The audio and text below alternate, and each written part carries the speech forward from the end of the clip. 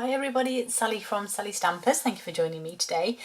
Today I'm bringing you another slight amendment, if you like, to the DSP storage. So as you know, I've sort of variations of these over the years, and to be honest, I quite liked this one, and there wasn't really anything wrong with it. As I say, the design was, for me, is ideal.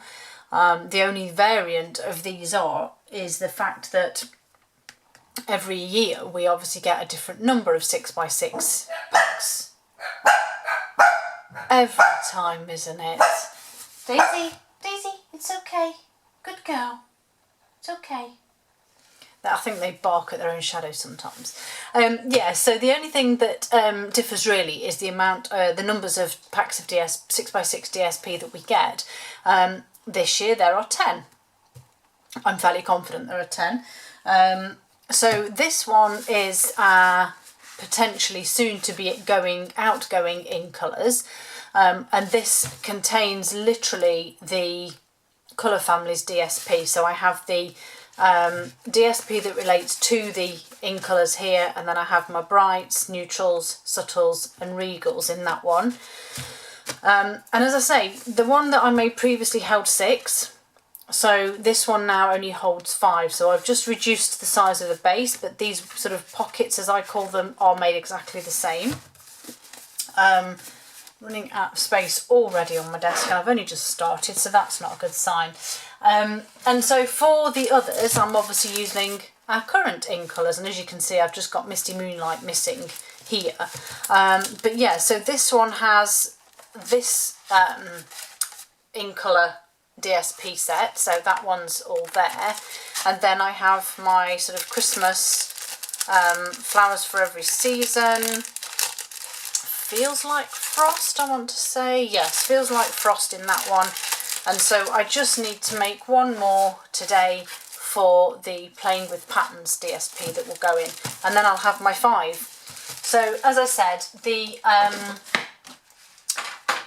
pockets are made in exactly the same way as previous. So 2 pieces of cardstock that measure 6 by 7.5 or 19.5 by 15.5 centimetres, and we're going to score 3 sides at 1/2 inch or 1.5 centimetres, and we're going to score the 2 shorter sides and the 1 longer on both of those pieces. I'm going to do it with my trimmer, just because it's here and it's potentially a little bit easier for me. So I'm just going to do 1/2 inch, or as I said, 1.5 centimetres, just down the 3 sides there. I'm sure I've said this to you before, but I generally do my videos in bulk, so I spend a day, a day or two preparing them, and then I just spend a day filming them, and then another day uploading them and doing all the other relevant bits that go with it. So I actually feel like I haven't filmed for weeks, and to be fair, I probably haven't. I don't know if I like doing it this way. It certainly frees up a little more time in terms of, you know, I'm not sort of coming in from work and thinking, oh crikey, I've got to get that video done for tomorrow or anything like that, because I'm potentially far enough ahead. So it does give me a bit more of a free time, and it is nice knowing that everything's done ahead. So yeah, so I actually feel like I've not crafted for weeks. It's really strange. So you'll have to bear with. I probably feel like I'm talking like a novice all over again. Okay, so we folded and burnished all of our 3 score lines on both of the sheets. On one of the pieces, we are simply going to cut away those small squares in the corners. So just one piece, small corners away. So that's just that one. And then this one, we're going to cut these into wedges. And again, I'm doing them sort of from the bottom up, if you like, and I will explain in just a second when I've cut this one why I do it that way. As I say, it's exactly the same as my previous video, and the link will be on my blog for the other one. But this is so that when the tabs go down, they're not in the way. If my tabs went up the side. So if I cut them that way and then my tabs were stuck up here, when you go to put the paper in, you just keep catching them. This way they're tucked out of the way and they're not going to get caught. So tiny bit of adhesive just on these ones here. So I'm just going to use a little bit of seal on this one and put on both tabs and pop it in there. And then I'm just going to give that a little fold just to encourage it to be staying where it should be. Now for this one, this is the one where we cut the corners out. I'm going to flip it over. I'm going to use my seal because it's slightly stronger, and I'm going to run my seal all the way down all three of these sides. Oh, crumbs. It's about to run out. That's not helpful, is it?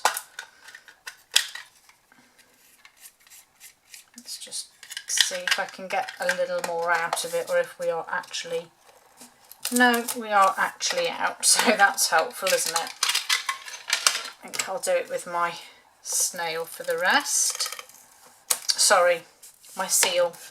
Told you I was beginning to be like a novice. Starting all over again. Right, so with this one, what I'm going to do is place the bottom part of here. In fact, I have done this back to front. Normally I'd put adhesive on here and tuck it, oops, on the inside, but I haven't. So this one is going to go on the outside. So I'm literally just going to sit that into there and make sure it's lined up at the sides. And then I can just fold it out slightly, press it down. Use your bone folder just to get some of that pressure in and that adhesive stuck. And then you are simply going to fold this up, line it up with that crease that you've made, that score line, and then just pop that down. And before I seal this side, I am actually just going to use my hand on this one to press that down. And then we're going to do exactly the same on this side. Just make sure that this top edge, open edge here runs level. And again, if you can, just pop your hand inside and press that adhesive down. And there is your DSP storage. So you can pop your paper inside, and I've left enough room inside for any offcuts, because if you're like me, you've always got offcuts that you don't want to throw away because they're too much of a good size. So I've just left enough space for that. So that's my fifth one made up. So I now have all of my in colours ready. So now I just need to make my box up. So you're going to have 4 pieces. I need to do my stamping first because I generally always forget. I'm going to go with this smaller one, I think, today. So I've got my cinnamon cider here, and I'm not going to be too crazy with this stamping, but you need 2 pieces of cardstock, one which is 8 inches by 2 7/8 or 20.5 by 7.5 centimetres, and then you need another piece that is 9.5 inches by 2 7/8, and that's 16.5 by 7.5 centimetres. And I'm just going to stamp just randomly and sparsely as well, because I don't want too much on this one. As I say, it is just a random stamping. That will do fine. As I don't want a lot. And then you need 2 pieces that measure 8 5/8 of an inch by 7.5 or 22 by 9.5 centimetres. And then I'm just gonna again just do some very sparse stamping. I'm not too worried about that because this, to be fair, this is really just for me.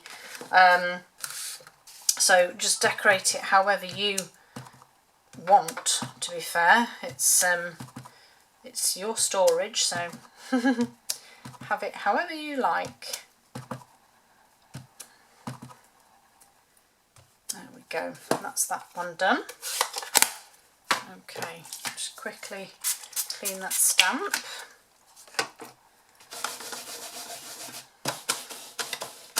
Okay, so the next thing we need to do is our scoring and burnishing. So I'm going to use my trimmer just because it's here and it's easier and because I love it. So with your two thinner strips, so the first one was 8 7/8, which is 20.5 by 7.5 centimetres, and on the long side we're going to score at 2 inches, which is 5 centimetres. And then on the longer piece that was 9.5 by 2 7/8, or 16.5 by 7.5 centimetres, we're going to score the long side at 3 inches, which is 8 centimetres. Okay, then last but not least, we have had our two larger pieces, 8 5/8 by 7.5, which is 22 by 19.5 centimetres, and we're going to score 3 sides at 1 inch, which is 2.5 centimetres. And again, we're going to do the 2 shorter sides and 1 longer. Okay, so as I say, we'll do this at 1 inch, 2.5 centimetres, going round like so. I'll do exactly the same with this piece.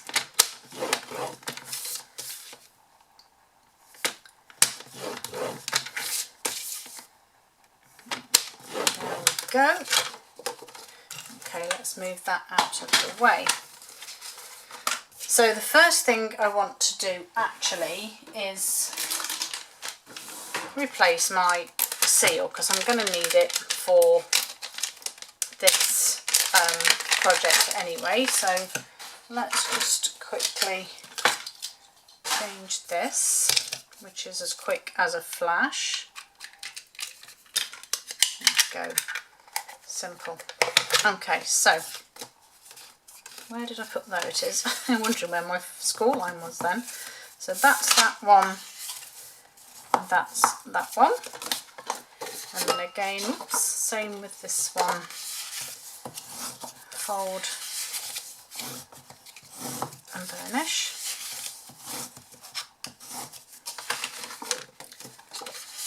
And then we're going to start and build it all together. But the first thing we do need to do is to cut our angles on here. So our box is going to go together like so. So you will have a slight overhang of these pieces here on the base. So this will sit in the middle.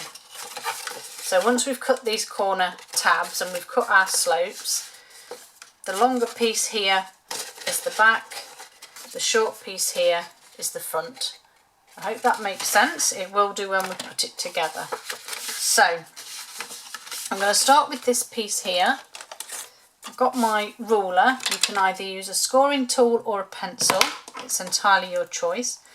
And I'm going to mark my front part here 2 inches up from the score line, which is just there. I actually need my longer ruler, I didn't think about that. And we're going to go from that 2 inch mark up to the crease, not the edge. So we're going from here up to the score line at the top. Okay, so we've now got that diagonal line. This one, you need to do the opposite side. So as we've marked the right hand side here, we need to do the left hand side on this one, otherwise you'll have 2 sides that go the same way, which is not what we need. So again, from that mark up to the corner, score that part there. And the reason I'm scoring it is just so that you can cut it. Now you can either use your trimmer, as I'm going to, or you can use scissors, whichever you're more confident with. And what I'm looking to do here is line up my score line here with the groove on my trimmer. So I've got my bottom part in place here, and then all I need to do is just very, very carefully manoeuvre it round, and then once you're happy you can just take it off, and there's your side piece. So I'm going to do exactly the same with this one, and you'll notice that I'm just cutting horizontally across that tab there, then you've got your straight across to your crease. Okay, let me just move those, get rid of that. So I'm going to do exactly the same again. So I'm lining that corner up with my track there, and then put this down, and once I can see through my track here,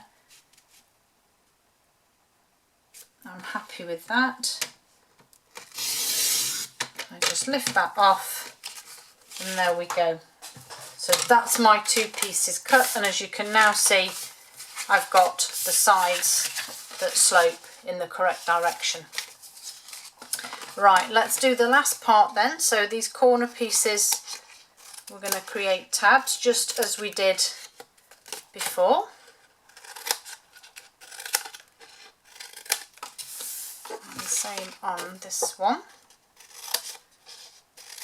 And any of you eagle-eyed viewers may have noticed that my cardstock is bleached by the sun. If you haven't, I will show you in just 1 second. Can you see there, look, the two tones? Yes, I am aware it is being in direct sunlight. It wasn't intentional. As I said, I always make my videos ahead of time. I prepared this one and didn't have time to finish things off, so I left it on my desk. And as you know, I not that long ago moved house, and I'm still waiting for a blind to go in my window, which is actually coming tomorrow. So this will have been last week when this video comes out. So hopefully by the time this video comes out, I will have my blind up and no more bleached cardstock that's left on my desk. Right, so let's add a bit of adhesive. Oh yes, need to start this off, don't we? A little bit of adhesive on these tabs here and join them up. And I'm going to do this one as well, just so that we're all ready. So that will just go on there, and that one on there. Okay, so the next part now is to join these parts together. So this is the longer piece out of the two, and this is going to sit just here like so. Okay, so need to run some adhesive all the way down the edges here, both sides.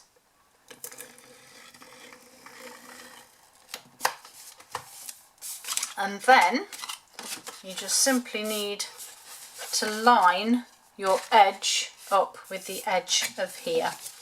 So I'm going to do it on my desk just because it's easier for me.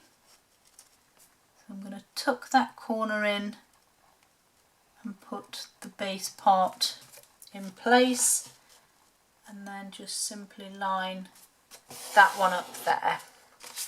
So there's the back and the start of your base there, and then I'm going to do exactly the same now for this side, which is a little bit fiddlier, but I'm literally just going to push that corner in. Make sure that bottom part is lined up. So just be patient here and get it lined up. And once you've got that in place, then obviously you can then line this bit up. There we go. Now sometimes, which has happened this time, you'll see that you get a slightly different level here, and to be honest, all I simply did was got my scissors and just cut it off, because it makes no difference to your box, but it makes that back a little bit tidier. And then to finish off this front part, we're going to do exactly the same again. So I'm going to run my adhesive down here, and on the longer part I'm going to put some across the bottom too, and then this will simply sit on the front here.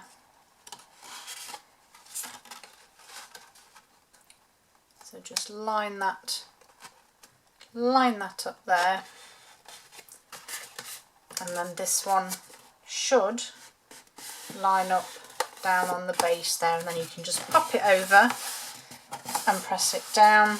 And again, if you've got the same little dilemma here that I had, just get your scissors and trim it off. There we go.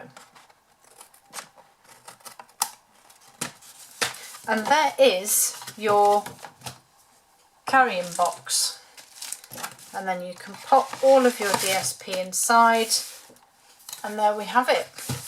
My DSP is stored nicely. I know which one's in which pack now, decorated how I want them to, and they're all there ready for my DSP, so I can grab it easily now. Hope you like it. Hope you find it useful for keeping your DSP tidy, and it's also visible on your shelf. And if you wanted to, you could even write which one is which one down here, or make labels. But I'm pretty good, I know which one mine are in. So thank you for joining me. Have a great day, and I'll see you all again soon. Bye.